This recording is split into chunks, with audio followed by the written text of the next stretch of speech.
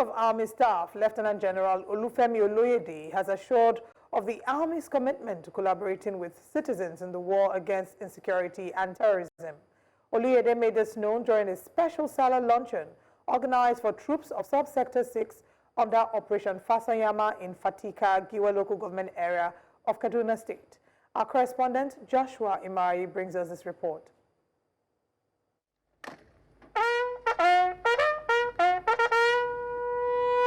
The Salah launching in Fatika, Gwer local government area of Kaduna State, was more than a meal. It was a gesture of gratitude from the Army High Command to troops on the front lines.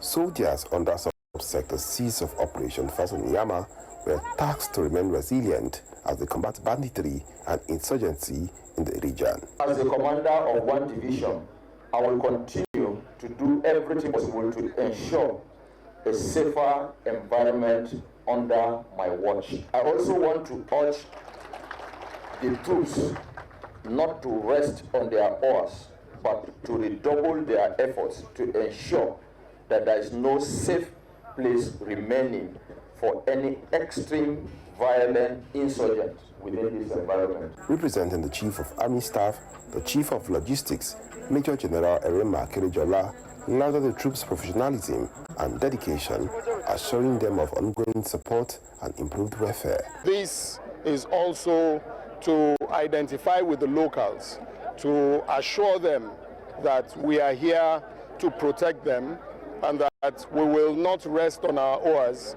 in ensuring that their safety, their livelihoods are protected. The troops are encouraged and assured that they have not been forgotten. Their families are well, and their well-being will continue to be taken care of. Completely behind them, we are with them, and we will continue to make sure that everything they need will be provided. He also conveyed the appreciation of Army leadership to President Bola Tinubu for his continued support to the armed forces. To His Excellency Bola Ahmed Tinubu for his unflinching support, focused leadership, and strategic guidance. I sincerely appreciate Nigerians for their unwavering belief in the Nigerian Army and for their continuous support. The Nigerian Army remains resolute in defending Nigeria's territorial integrity against our nation's adversaries. Officers and men who have distinguished themselves in the line of duty were awarded for their gallantry and their dedication to duty. The Army says that it will continue to combine military strength with non-kinetic strategies until peace is fully restored in every troubled region.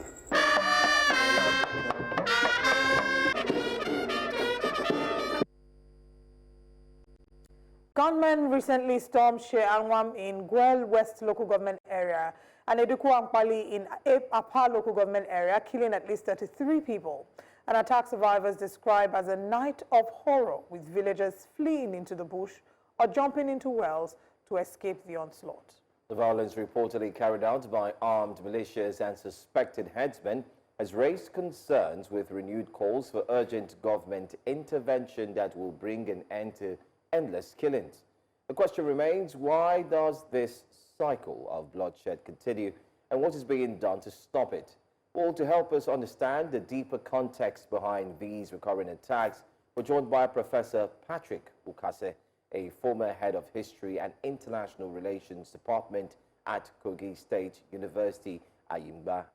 Thank you so much for being here, sir. It's my pleasure for having me, former head of department.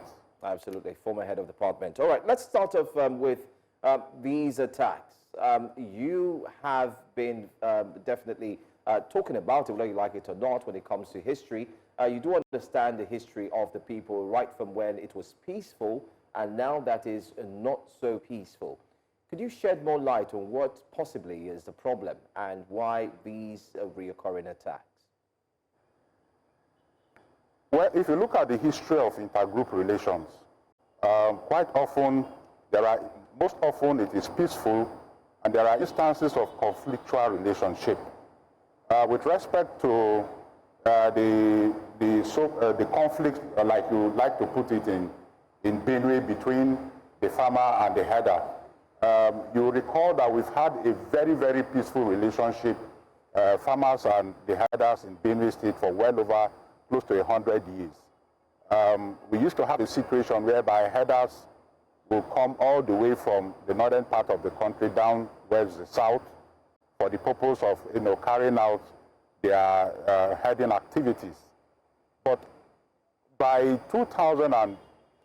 year 2000 and thereafter, we started having, possibly due to desertification, we started having a number of herders come down south for their herding activities, and then finding it difficult to go back because of the wonderful fodder that we have around the Benue Valley. And so, rather than go back during the farming season, planting season, they will remain. And then quite often there will be disagreements and conflicts, skirmishes between farmers and herders within that period. But by 2011, in fact from 2008, it took a different dimension where, like I said initially, they chose to stay permanently for the purpose of carrying out their own activities. And this now brought them into conflict, because previously they would come during the period where farmers are done with harvesting, and then as soon as the cropping season begins, they go back, to back to the north. But when they chose to stay permanently, they started, having conflicts with the farmers, because quite often their herds will go into the farms and eat the crops. And thereafter, issues started emerging, and conflicts began between farmers and herders. But by 2017, it took a different dimension. I don't like to call it farmer herders, because when you stay in your own farm, in your own home, and then people come, attack you, and run away, you don't call that farmer herder conflict. And then this has been going on perpetually for a very long time, in Benue State particularly for close to 2 decades now, in fact since 2008. And so the tactics is that they come, they attack, and they run away. And so you cannot call that farmer herders conflict, because I don't know whether the farmers are in conflict with anybody, because you have a situation where even little children are sleeping, women are sleeping, you come in the night, you attack them, and then you run away into the bush, only for you to reappear again. So basically, that peaceful relationship that existed for a long time, for close to 100 years, took a nosedive as far back as 2008, and here we are today. So in brief, that is what has happened so far. Thank you for taking us through the history of how we got here and how the peaceful relationship took a nosedive in 2008. You talked about how these farmers are in their homes and in their own spaces, and external individuals come in to attack them and kill sometimes even babies. And you said that you wouldn't refer to it as farmer herder crisis. So what would you say is the motive of the people who are carrying these heinous crimes, who are carrying out these heinous actions? Thank you very much for that question. You notice that Benue is the food basket of the nation. Benue State is a fertile crescent. And because it is a fertile crescent, like I said, most of these herders think that because of desertification in the north, they prefer, to now grab land in this area and remain permanently. And so what they are doing is some kind of terrorism to send people away from their farmlands, take over those farmlands, and remain in those places. And that is exactly what they are doing. For instance, in Gwer West, for well over 10, in fact, since 2011, we've had people perpetually in IDP camps, particularly at Naka. Those people have not gone to their farms for well over 14, 15 years. Children that were born in 2011 hardly know the four walls of any classroom. They have not gone to school, and the economy of those families have been in tatters. And then you can imagine what will happen in the next 10, 15 years. But in the next 10, 15 years, the children that were born in 2011 will be hitting their 30s. And then it is a serious time bomb, because they don't have any economic activity to engage in. They have not been trained. They have not gone to school.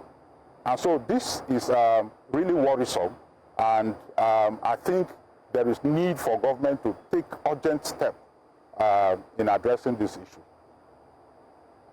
So, in your line of thought, would you say that the government intervention has been very active?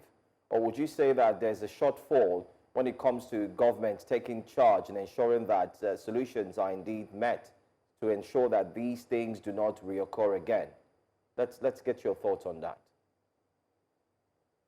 If government intervention has been laudable, people wouldn't have been in IDP camps for close to 2 decades.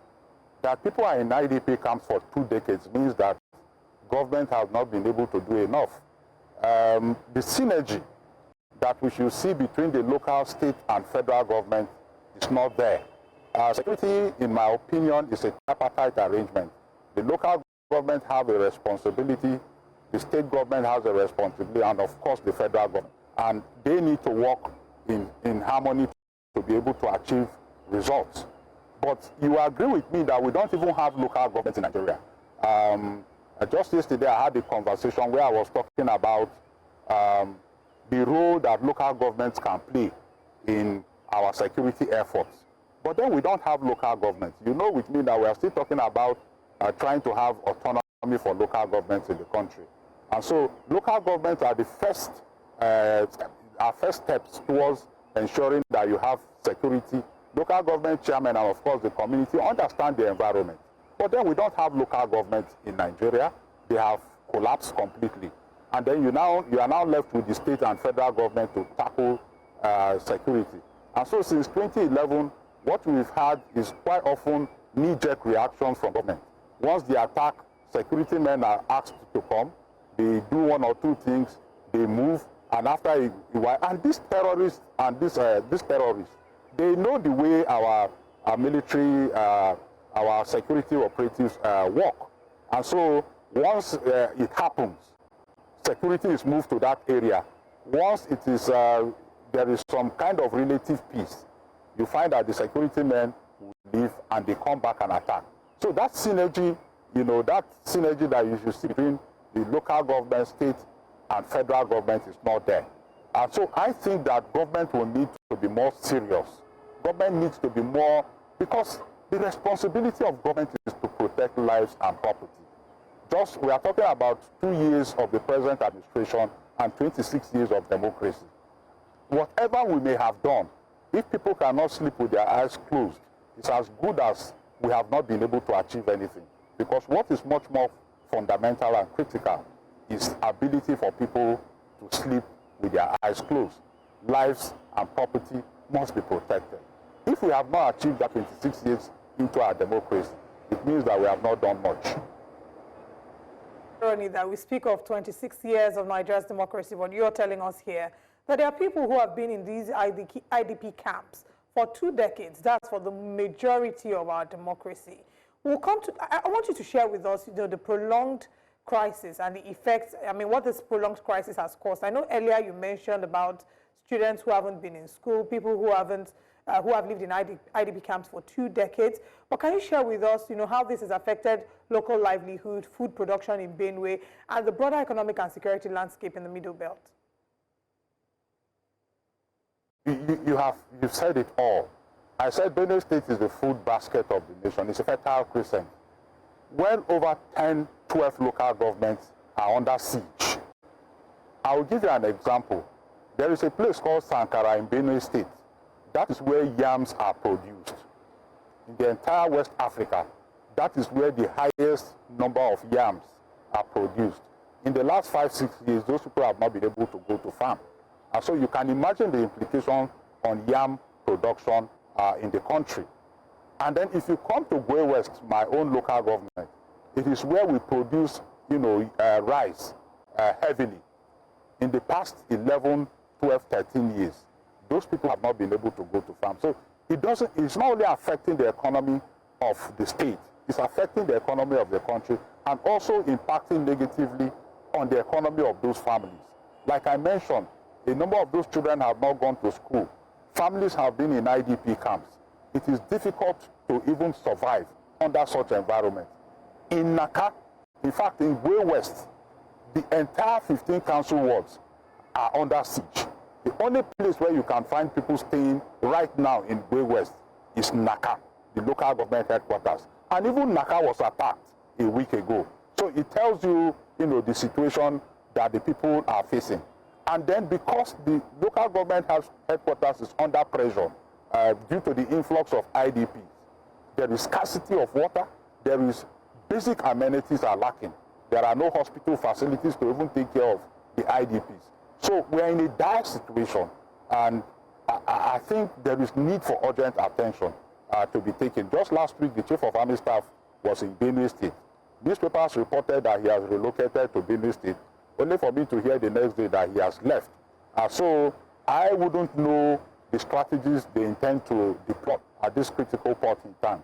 But I think there is need for government to act swiftly, or else once people begin to lose confidence in governance or in the government, obviously, like I said, the responsibility of government is to protect life and property.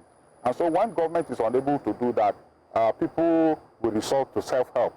And once they resort to self-help, we find ourselves in a Hobbesian state of nature where, people take laws into their hand and, survival is for the fittest. Let's look at, our final question. There are statements allegedly linked to the governor of Benue State, pointing fingers at those in the National Assembly and also the federal government, stating that they are also part of the entire issue or crisis bedeviling the state. What's your take on that alleged statement? And secondly, which would be my final question, do you think that this entire attack has been politicized one way or the other? I didn't get you completely, but I got the first dimension of the question where you are talking about allegations leveled by the governor. I'm not the chief security officer of the state. I am not privy to certain information. The governor is privy to those information. He leveled allegations on another television network that there are people that are instigating the conflict. I wouldn't know how he got his information, but he said that very soon he will lay that report bare for the public to see. As the chief security officer, he has privileged information. I will urge him to go all out, bring out the report so that security agencies can work on it. If anybody is responsible, nobody is above the law. If people are responsible for inflicting the pains that we've been going through for well over 2 decades, those people should be called to justice. They should be made to face the wrath of the law. And so it's difficult for me to say right now, it is too early. The governor made that comment and said we should wait and see how events will unfold. So we are waiting for the governor who made that allegation to make available the report to us so that we can now begin to see those who have been responsible for the injury that we have been facing in the last close to 2 decades. Looking ahead, what sustainable and you'd say historical strategies do you think that you would love to recommend to the government that you feel and believe would solve this crisis permanently? Professor, if you could hear me, I'm saying what sustainable or historically informed strategies would you recommend to the government and that you think would solve this crisis permanently? Working in synergy. But you recall that about a year ago, the federal government muted the idea of, state police. That conversation was very, very rife, and suddenly, it became government became very silent about it, because there is need to have an arrangement where the state can intervene. Quite often we hear our security operatives telling us that they have not received instructions from Abuja. We think that if there is state police at the state level, the government can intervene. Security operatives will be more conversant with the environment to ensure that they checkmate whatever crisis that we face. Quite often we have complained that we cannot have a security arrangement where some of the policemen, some of the security military men that are posted to the environment hardly even know the place. And so there is need for us to talk about state police I know that when President Tinubu was governor of Lagos State, he was the one that started that conversation on state police. So now that he's president, I expect that he will activate that process and ensure that it comes to fruition, so that we now have intervention not just at the federal level, but also at the state level. So there is need for synergy between the state, local, and federal. And also, we need to ensure that our local government systems are working. Quite often when we face crisis and you approach local government chairmen, they tell you they don't have anything to do. And so, but it shouldn't be so. If you are a leader at that level, you should be able to respond. But like I said, because there is no autonomy at the local government level, the chairmen, find it difficult to respond to the security challenges that we face. The state government will also need to be more proactive. Quite often, we wait for the attacks to happen before we begin to take action. We need to be proactive in ensuring that communities. In fact, there are specific communities that are on the borderland. These communities need to be, fully protected. And of course, the federal government need to come strong on people that are making it difficult for communities to sleep with their eyes closed. I think it is high time that the president takes a drastic, step to ensure that we are able to sleep with our eyes closed.